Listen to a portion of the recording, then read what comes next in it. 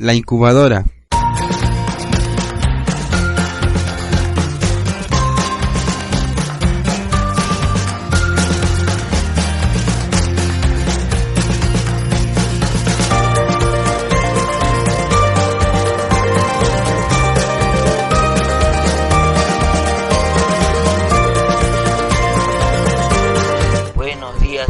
A toda nuestra audiencia, aquí un programa más de La Incubadora con mi persona Gustavo Romero y mi amigo Alberto Mansuetti.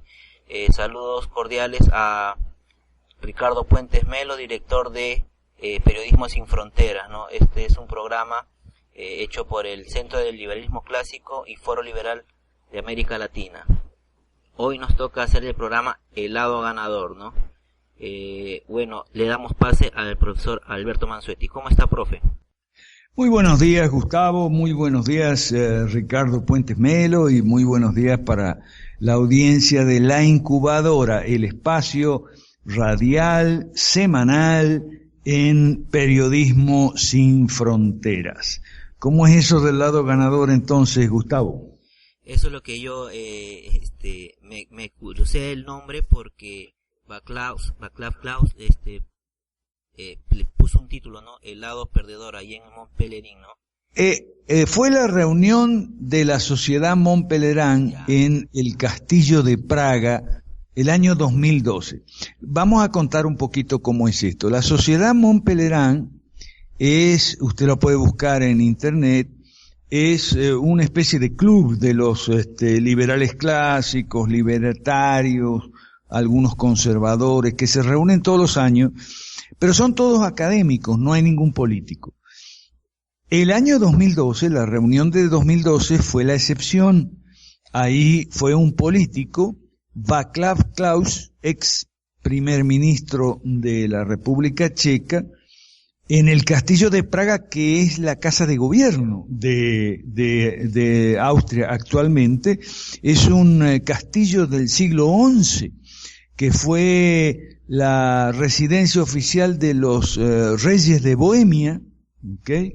Y que hoy en día es la del gobierno. Entonces ahí fue la reunión y el discurso de este político, Václav Klaus, a los académicos liberales les debe haber caído como un baldazo de agua fría, ya desde el título: no estamos en el lado ganador. Claro, él no dijo estamos en el lado perdedor, okay, pero implícitamente no estamos en el lado ganador, ¿verdad, Gustavo?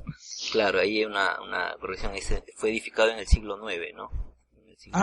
Gracias, siglo IX, ok. Ajá, bueno, pero ¿cómo habrá sido, no, el discurso? Nosotros no estamos en el lado ganador, y toda la gente en el título nomás se habrá sorprendido, ¿no? Porque ellos, ¿qué creían? Que ellos estaban en el lado ganador, que se iban a convertir los socialistas al liberalismo, me imagino, ¿no? Pues es lo que ellos predican. Así es, ahí está el tema. El discurso, usted lo puede ver en internet. Yo escribí esta semana pasada un artículo sobre ese discurso que se llama No estamos en el lado ganador, el discurso de Klaus. Entonces mi artículo se llama El lado ganador, lo puede ver usted. Y lo que hago yo ahí es resumir el discurso, que trata básicamente de enumerar y describir las razones por las cuales no estamos los liberales en el lado ganador. ¿Quiénes están en el lado ganador? Las izquierdas principalmente, y los mercantilistas en menor medida. Y en el lado perdedor estamos nosotros, y eso no es porque sí nomás, eso no es al azar. Ahí se enumera Václav Klaus 14 razones por las cuales estamos en el lado perdedor. Las 4 primeras, él dice que ya en los años 90, mientras él estaba haciendo la revolución de terciopelo, ¿okay? En el año 89, ¿okay? En el año 89, la revolución de terciopelo en Praga, Václav Klaus ya veía estas 4 factores, digamos, y los otros 10, dice, nos tomaron por sorpresa. Entonces, lo que él hace en el discurso es enumerar uno por uno. Por ejemplo, el primero, el socialismo democrático, o sea, el socialismo bueno, ¿ok? Entonces ellos pensaban que la gente después de haber pasado 70 años los soviéticos y 40 años bajo el comunismo, o sea, el socialismo duro, que la gente estaría vacunada contra cualquier tipo de socialismo. Y eso no fue así, ¿verdad, Gustavo? Sí, pues justamente conversando con un amigo que él dice que no es de izquierda, pero es es marxista, ¿no? Y está de acuerdo con el aborto, aunque le hice la pregunta, pero la vida que está dentro de la niña, de la mujer, y no me dio respuesta, se quedó pensando. Sí, y él ha sido catedrático, dice ser politólogo. Yo digo, ¿cómo puede ser politólogo si él no puede definir bien la izquierda ni la derecha, ni se da cuenta que hay una guerra entre izquierdas y derechas, ¿no? Y y para él es aplicable cualquier sistema de gobierno, ¿no? O sea, el de la izquierda, el de la derecha, el de la derecha, la derecha mala, ¿no? Y él no conocía el mercantilismo. Yo le dije el mercantilismo y él le definía el mercantilismo, pero no entendió. Entonces ayer me di cuenta conversando con él, o anteayer creo, que no sabía lo que era el mercantilismo, le expliqué, entonces ahí un poquito entendió, ¿no? Pero igual él cree que cualquier sistema de gobierno se puede aplicar, ¿no? Izquierda, derecha, pero yo le dije, pero este es el resultado, lo que estamos mirando ahorita acá en Perú, este desorden, esta pobreza, esa corrupción, es producto del sistema aplicado, y me dio la razón. Entonces, sí estamos de acuerdo, ¿no? En eso estoy de acuerdo, pero su fuerza intelectual, lo que él piensa está bien a la izquierda, ¿no? Y él no se da cuenta, ni lo acepta tampoco, ¿no?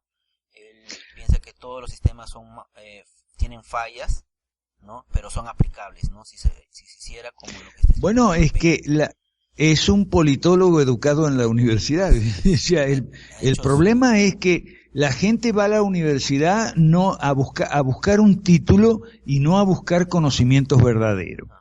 Ahora bien, la gente en la universidad, me refiero a estas carreras, yo no digo nada de carreras técnicas como la tuya, que tú eres ingeniero, o sea, eso no, o medicina, no sé, ruego a Dios porque la situación sea diferente, ¿no?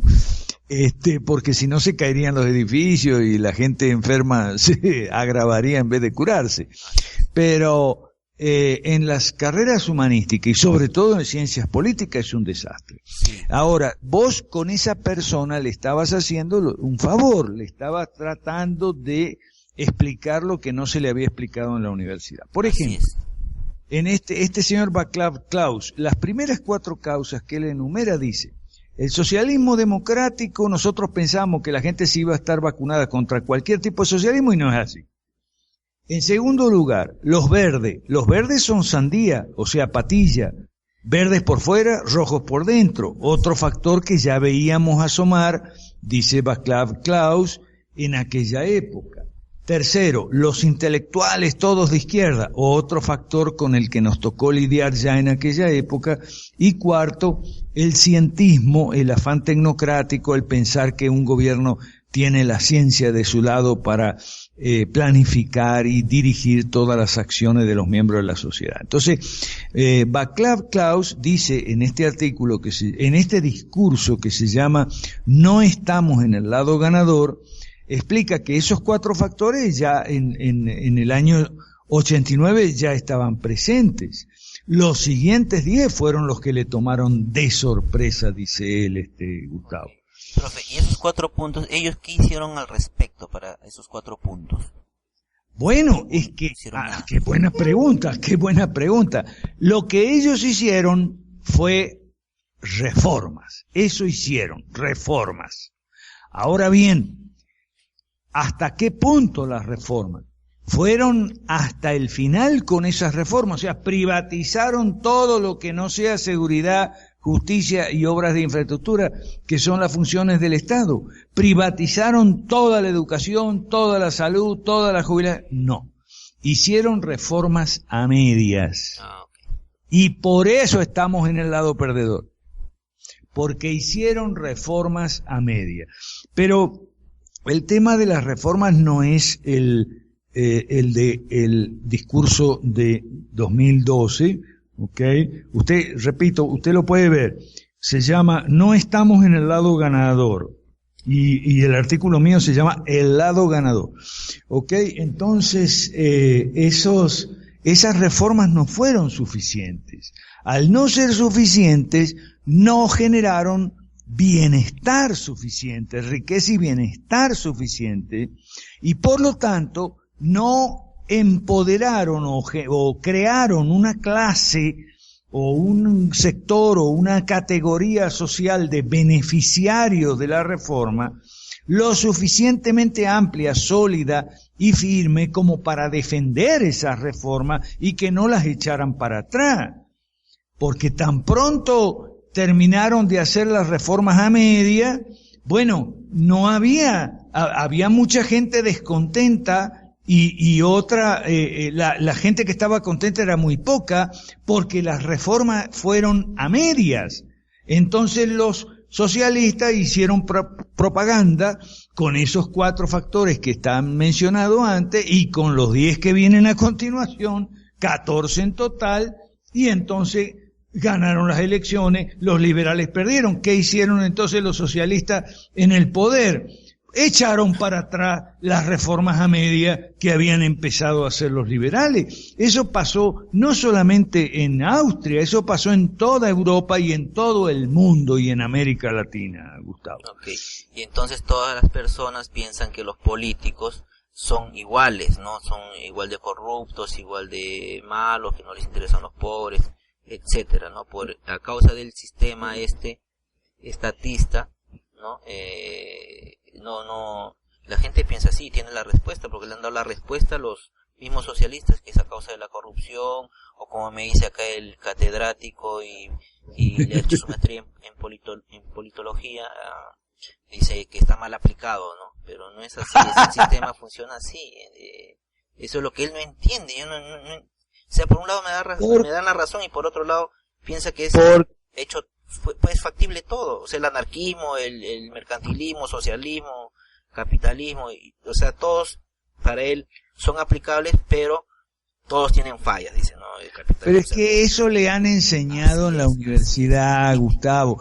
Él lo que hace es repetir la soncera, la soquetada y las mentiras descaradas que le han enseñado en la universidad. Sí. Hasta la historia la tiene cambiada, totalmente cambiada. Me puede entrar una historia, qué bárbaro. Entonces nosotros tenemos que una lucha grande, ¿no? Para revertir, y un trabajo muy grande, muy esforzado para que las personas vayan cambiando su manera de pensar y se dé cuenta cuál es la verdad, ¿no? Así es. Entonces, los 10 factores que a él dice que les tomaron por sorpresa en los años 90, él los menciona, hace una lista y el número 1 es el marxismo cultural. Así es. Pero de eso ya hemos hablado suficiente en estos programas, en mis artículos. Por cierto, usted puede encontrar mis artículos almacenados en Pisando Callos, que es una sección dentro de la web foroliberaldeamericalatina.org. Y estos programas los puede encontrar también en 5R Internacional, que es la radio que lleva Gustavo en la internet. Entonces ahí va a encontrar mucho sobre el primer factor, que es marxismo cultural. El segundo factor es la demagogia. Es exactamente eso que Gloria Álvarez llama populismo, y muchos pseudoliberales hoy en día, como Montaner, no solo Gloria Álvarez, llaman populismo. ¿Qué cosa es el populismo? ¿Existe el populismo? Sí, existe el populismo, pero es una cosa muy vieja que tiene un nombre muy antiguo que se llama demagogia. A la demagogia ahora le llaman populismo. ¿Qué significa demagogia? Halagar al pueblo y prometerle grandes villas y castillos irrealizables, prometerle almuerzo gratis y con eso conquistar los votos. O sea, conquistar votos mediante la mentira, el engaño, los cuentos rosados y a eso que hoy le llaman populismo, antes se le llamaba demagogia.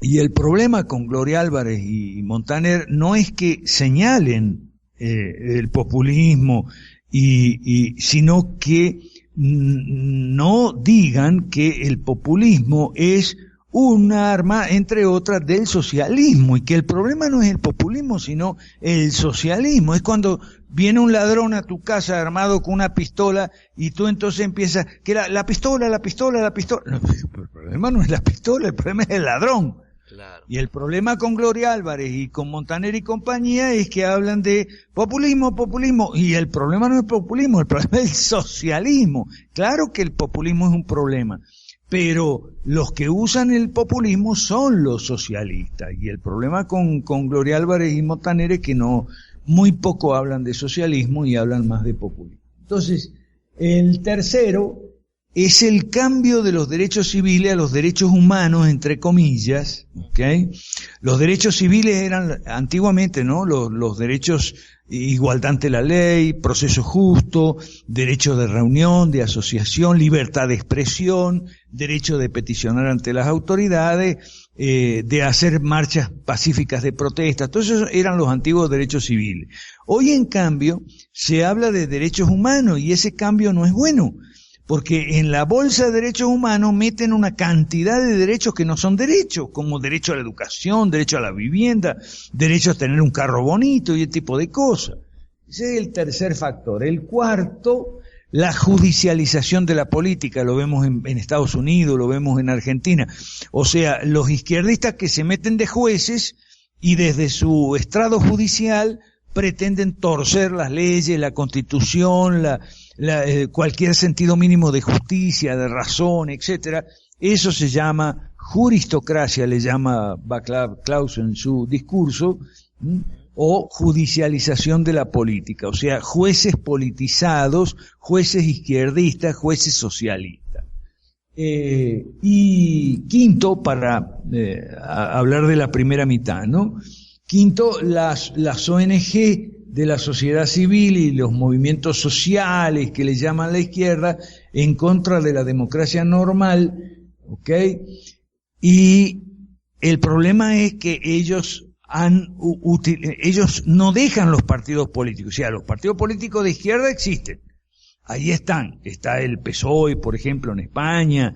Está el peronismo en Argentina, que es de izquierda, aunque la gente no cree que es de izquierda, pero bueno. O todos los partidos en Venezuela, que son todos de izquierda. Ahí están todos los partidos de izquierda. El problema es con las ONG, las organizaciones sociales, etcétera, que además de partidos políticos, entonces ellos cuentan con las ONG y nosotros no tenemos nada, no tenemos ni ONG, ni partido político, ni nada.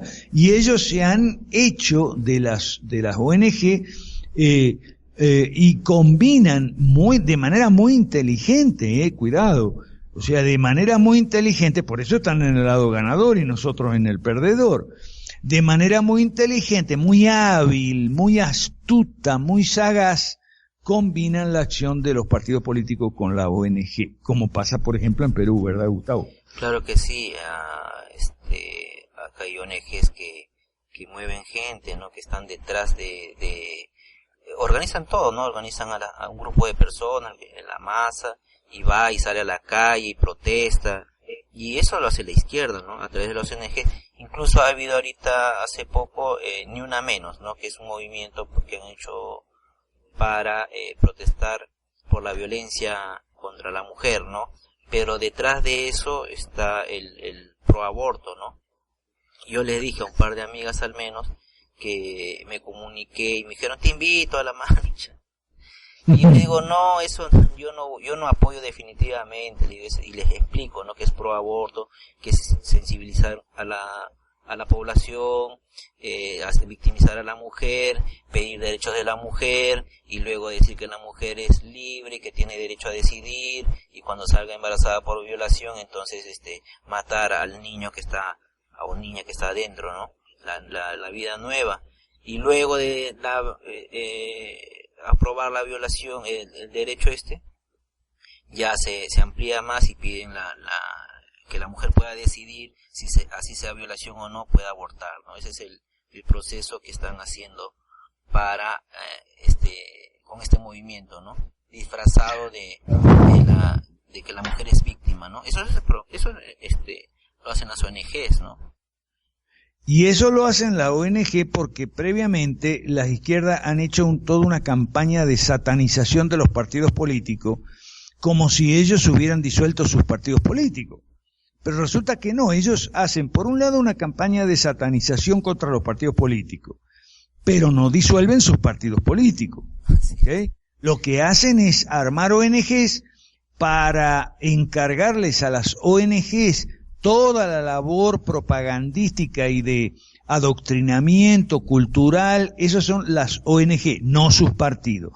O sea, ¿por qué lo hacen así? Muy simple, vamos a explicarlo.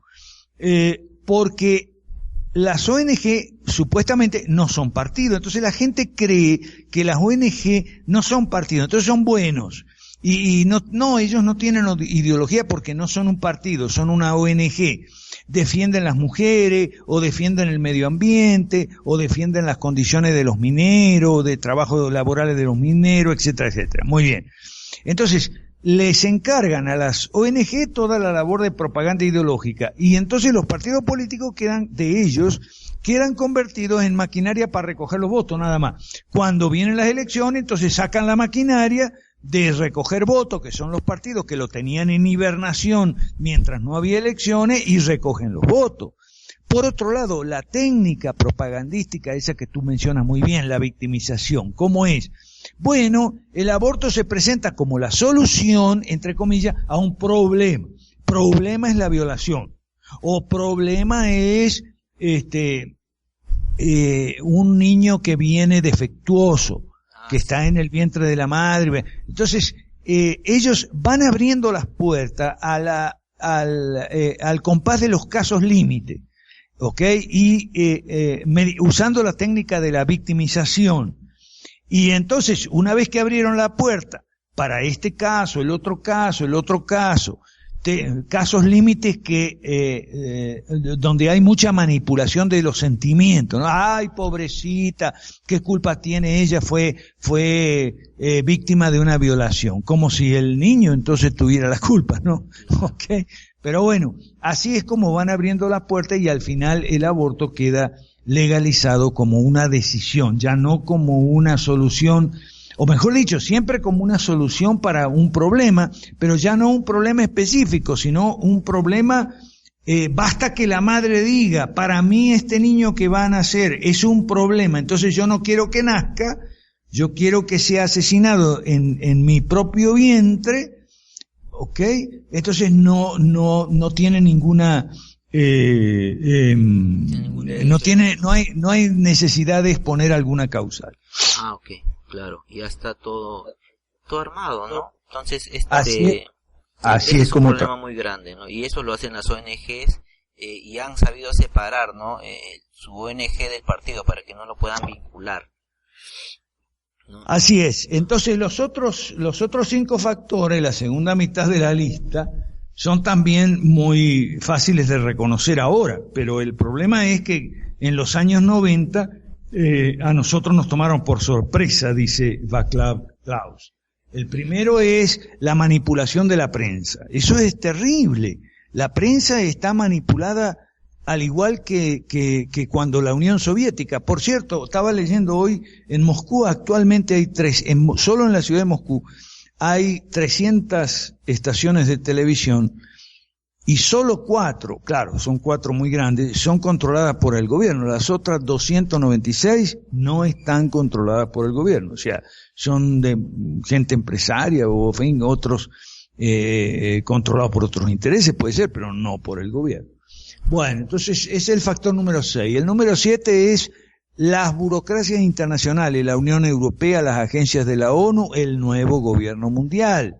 El número 8 es las ideas de la libertad que nosotros creímos que la gente las iba a abrazar, pero la gente las rechazó. ¿Por qué? Ahí viene el tema. Václav Klaus señala por la propaganda de izquierda, y entonces yo digo, es correcto, pero la propaganda de izquierda hizo pie en un hecho real que no es propaganda, y es que las reformas fueron a media. Y si las reformas van a media, solamente pueden crear riqueza o bienestar a media. Entonces, no hay gente que las defienda. El factor número 9 es cualquier forma, que creíamos que la gente habría estado vacunada y que rechazaría cualquier tipo de dictadura, como por ejemplo la dictadura de los ambientalistas, y nos equivocamos en eso, dice Václav Klaus. Y por último, y ahí está donde yo quiero enfatizar, Václav Klaus en forma muy descarnada hace una autocrítica, y esto es lo que peor les debe haber caído a la audiencia de su discurso. O sea, los liberales clásicos hemos sido incompetentes, miedosos, faltos de claridad mental, de decisión, de coraje, de determinación y firmeza para luchar por las ideas de la libertad, pero de una manera eficaz. No hemos tenido éxito allí, hemos fracasado en ese punto. Y una de las razones, digo yo, ya esto lo digo yo, no Václav Klaus, una de las razones es por empeñarse en esa frase vacía de las ideas de la libertad. Nosotros los liberales clásicos en América Latina no defendemos las ideas de la libertad así en abstracto, en el aire, esa expresión es gaseosa, vacía de contenido concreto. Nosotros defendemos los 3 pilares del liberalismo clásico, que son gobierno limitado, mercados libres y propiedad privada. Defendemos las 5 reformas y la derogación de las leyes malas. O sea, le estamos ofreciendo a la gente un programa concreto de reformas a fondo, para evitar que pase lo que pasó en los años 90, en lugar de usar esa frase tan gastada de las ideas de la libertad. Entre otras razones, nadie adhiere a la defensa de las ideas de la libertad. ¿Y sabe por qué? Por muchas razones, pero una de esas razones es porque la gente cree que libertad tiene, que libertad hay, de sobra más bien. Es más, la gente cree que hay demasiada libertad. La gente dice, los empresarios tienen demasiada libertad para poner los precios que les da la gana, etcétera, etcétera, etcétera, ¿verdad? Entonces, esa prédica de los tanques de pensamiento liberales, de la idea, eso cae en el vacío. Eso la gente le entra, no lo entiende, le entra por un oído, le sale por el otro. Entonces, por eso es que nosotros estamos en esta empresa desde hace ya 5 años o 6, ¿verdad, Gustavo? Que empezamos esto en Perú. Estamos ya un tiempito, varios años estamos acá haciendo la propaganda debida para solucionar los problemas, ¿no? De fondo. Y sí, como dice el profe, ¿no? Para las personas, los empresarios son los malos. O sea, no hay empresario bueno porque la izquierda siempre hace la propaganda y los pobres, a ver, los pobres, ¿qué va a hacer de los pobres en el sistema de nosotros? Entonces yo le estaba explicando, ¿no? Mira, ve acá, va a haber trabajo, va a disminuir la pobreza. Pero los pobres, me dicen, los que no pueden, bueno, tienen habilidades, le digo, o sea, él piensa que son totalmente inútiles, que no tienen una capacidad como para trabajar, y está pensando en que le van a regalar plata, y de manera menospreciativa dice, o sea que los empresarios de sus millones, toma mis migajas, como si fuera algo humillante, ¿no? Cuando no es así, lo mejor es obtener un trabajo. O sea, ¿por qué esa idea de que todos los empresarios son malos? Y le digo, eso es totalmente equivocado. O sea, él se pone, entonces, él sería una persona, porque le dirían, bueno, habrían organizaciones que se preocuparían también por los pobres, ¿no? Pero ¿cómo se mantendrían esas organizaciones? A través, puede ser los empresarios, es una, y no me dejó terminar de explicarle todo, porque para él considera que todos los empresarios son malos, ¿no? Entonces, bueno, después de haber conversado de verdad un buen tiempo, me dio la mano y se retiró, no se fue. Pero era increíble. ¿Cómo puede pensar? O sea, él dice, no, ¿qué sería? Siempre ponen ese supuesto caso en que si ningún empresario daría. Y yo digo, no, yo me pongo a pensar, pero ¿qué? Y él, viendo la pobreza, que él defiende a los pobres, él no sería una de las personas aportantes para esas organizaciones para disminuir la pobreza, ¿no? Él sí no se pone en ese caso en el que él sería el aportante, ¿no? Claro. Bueno, porque están enseñados a que el gobierno tiene que resolverles todos los problemas a todo el mundo y darle a todo el mundo. En eso tiene razón Václav Klaus. O sea, los liberales hemos fracasado. Y una de las razones por las que hemos fracasado es porque los libertarios están en contra de la política. Entonces, los marxistas dicen que todo empresario es un malvado. Y los libertarios dicen que todo político es un malvado. Estamos mal ahí. Bueno, se nos hace muy cuesta arriba nuestro trabajo, pero lo hacemos. O sea, hacemos propaganda en favor del liberalismo económico y el liberalismo clásico en general, pero desde una plataforma de partido político, por lo menos en estado embrionario, como es Perú Nuevo en el caso de Perú, desde un partido político, por lo menos en estado embrionario. ¿Por qué? Porque si no la gente no te cree, y con razón. La gente te dice, bueno, pero si tus ideas son tan buenas, ¿por qué tú no haces un partido político y te presentas de candidato y presentas tus candidatos al Congreso? Y eso es, en cierto modo, la gente tiene mucha razón en eso. ¿Ok? Los libertarios y sus tanques de pensamiento se han olvidado de que el liberalismo es una política, no es una ciencia, ni una filosofía, ni una religión. Por cierto, hablando de religión, yo me permití en mi artículo agregar un último factor final a la lista de Václav, ¿ok? Que es una lista muy valedera, muy veraz, muy cierta, muy importante, muy relevante, pero a mi juicio, esto ya es una opinión personal, incompleta en el sentido de que le faltó un factor. Y ese factor es el factor cristiano, que yo lo pongo ahí en mi artículo como número 11, ¿no? Para completar la lista y tener 15 factores, un número más redondo. El factor cristiano, o sea, los liberales nos hemos olvidado del factor cristiano, y es más, algunos son batalladoramente anticristianos. Nos hemos olvidado de una cosa muy sencilla y que la puede captar, la puede ver cualquiera que acostumbre a investigar encuestas, estudiar, leer encuestas, solo que a las encuestas hay que saberlas leer y hay que saber buscar cuáles son las encuestas buenas también, ¿ok? Y es la siguiente: en América Latina y en casi todo el mundo, los partidos de izquierda tienen una gran cantidad, en algunos casos la mayoría, de voto cristiano. O sea, los partidos de izquierda, con el cuento de que Jesús fue el primer socialista y bla, bla, bla, y que lo que decía Chávez de que el socialismo es el cristianismo llevado a la práctica y bla, bla, bla, con esa historieta, los partidos de izquierda ganan elecciones porque han capturado, han convencido, han engañado al público cristiano desinformado, conducido por curas y pastores de izquierda, y los llevan a tener ideas de izquierda y a votar por partidos de izquierda. Entonces, ese factor se le olvidó a Václav Klaus en la lista, ¿ok? Y yo lo puse. Y es lo que estamos haciendo en el Perú, ¿verdad, Gustavo? Con tantos pastores y dirigentes cristianos que estamos trayendo a nuestro lado. Sí, estamos, porque como el pastor Claudio Sola está dedicado a hacer el pastorado, entonces tiene contactos, ¿no? Con pastores cristianos y les invita, ¿no?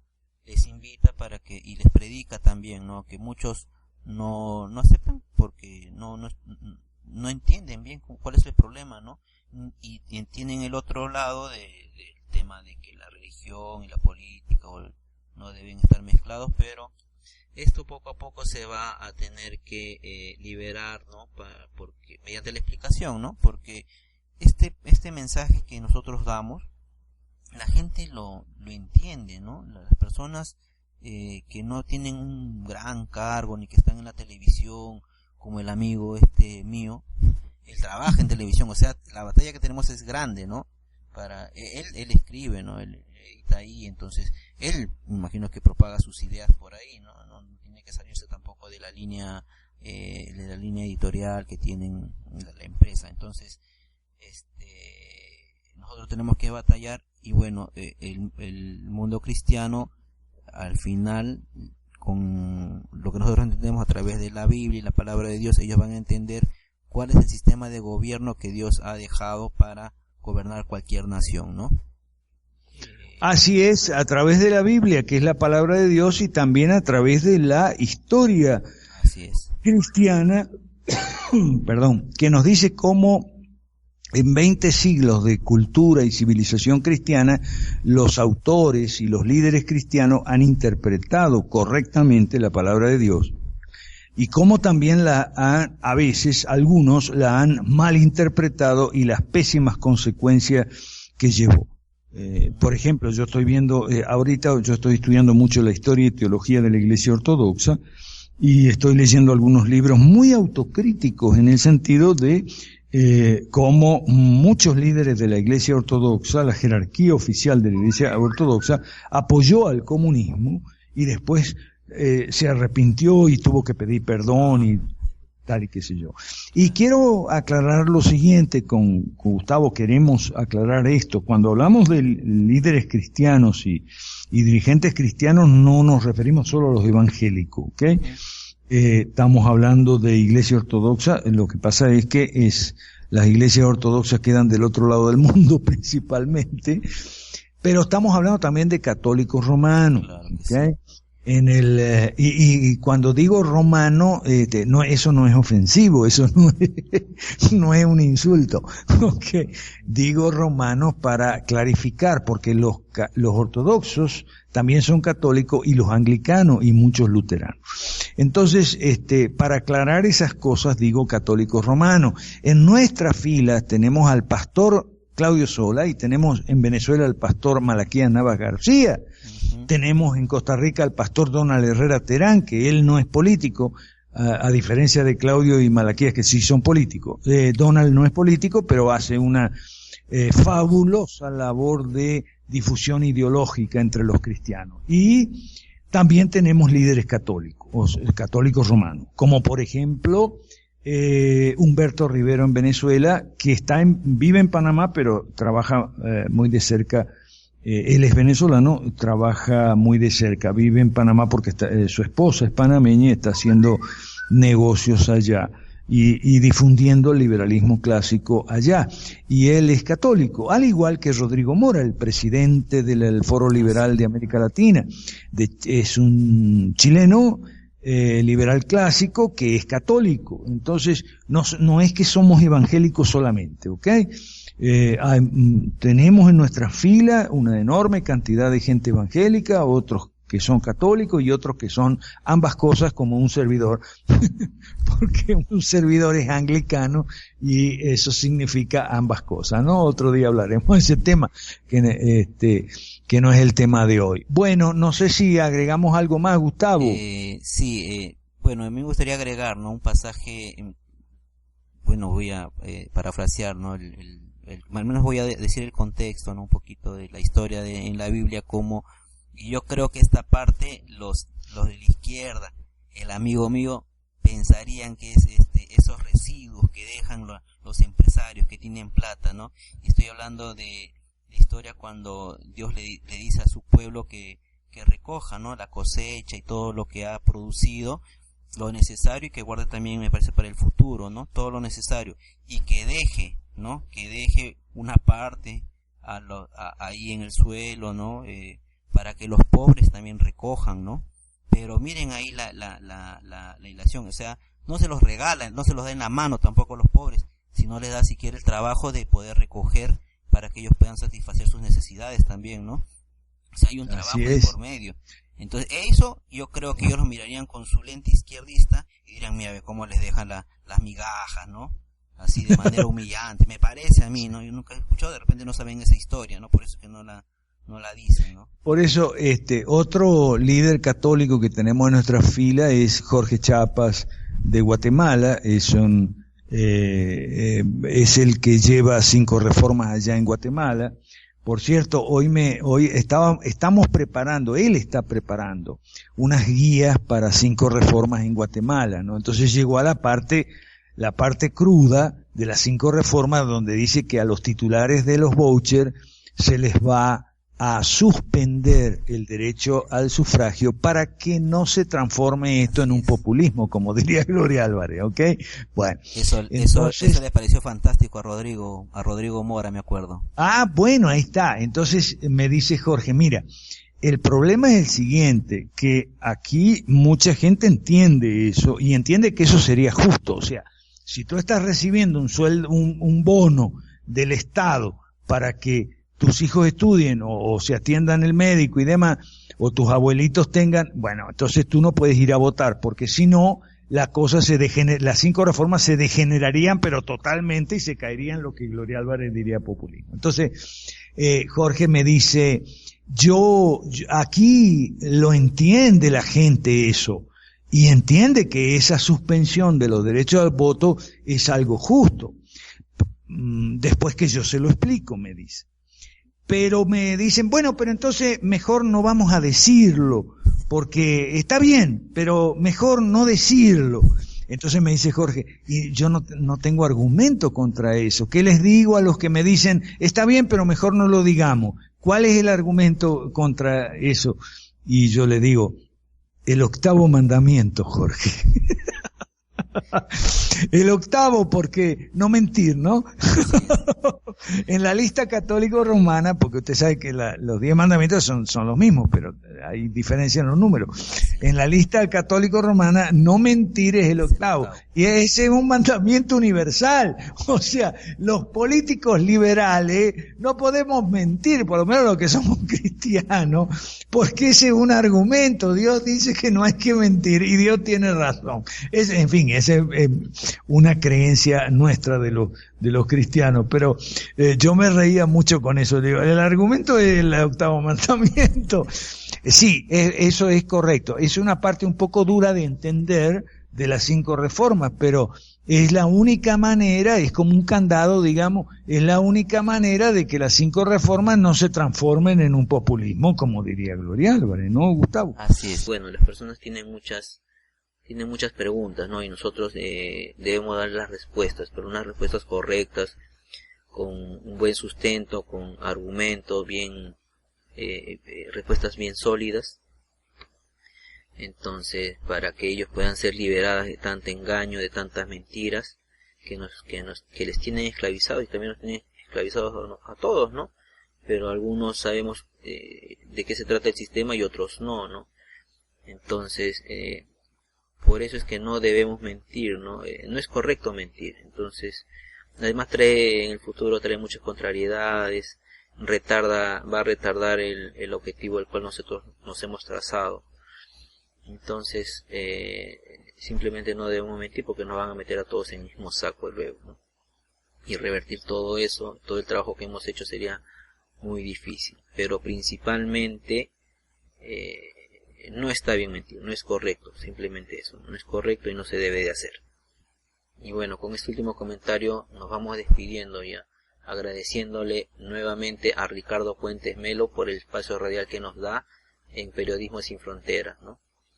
También compartirles que nos movemos mucho por las redes. Pueden buscar el Facebook del profe Alberto Mansuetti. También Ricardo Puentes Melo comparte estos audios luego en la página de Periodismo Sin Fronteras, en la página de Facebook, y también almacenamos ordenadamente estos audios en radio5r.com, ¿no? Que está administrada por mí. Y bueno, también agradecido con la audiencia, ¿no? Porque nos espera cada lunes para poder escuchar el programa La Incubadora. Y bueno, ya me despido hasta la próxima semana. Gracias, chao. Hasta la próxima semana, si Dios quiere. Felicidades y bendiciones para todos. Muchas gracias, adiós.